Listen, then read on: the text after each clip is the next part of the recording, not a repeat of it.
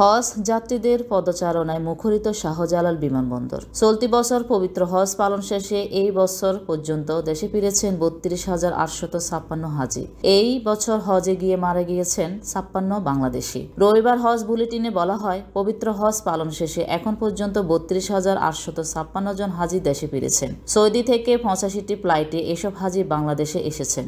এর মধ্যে বিমান বাংলাদেশ এয়ারলাইন্স ২৮টি, সৌদি এয়ারলাইন্স ৩৪টি এবং প্লাইনাস এয়ারলাইন্স ২৩টি ফ্লাইট পরিচালনা করে। হজ পালন শেষে গত ২০ জুন থেকে দেশে ফেরার ফ্লাইট শুরু হয়। ওই দিন বাংলাদেশ বিমানের প্রথম ফিরতি ফ্লাইট ৪১৭ হাজি নিয়ে শাহজালাল আন্তর্জাতিক বিমানবন্দরে অবতরণ করেন। আগামী ২২ জুলাই পর্যন্ত হাজিদের ফিরতি ফ্লাইট অব্যাহত থাকবে প্রতিনিয়ত। এদিকে পবিত্র হজ পালন করতে গিয়ে এখন পর্যন্ত ৫৬ বাংলাদেশির মৃত্যু হয়েছে বলে জানিয়েছেন ধর্ম মন্ত্রণালয়।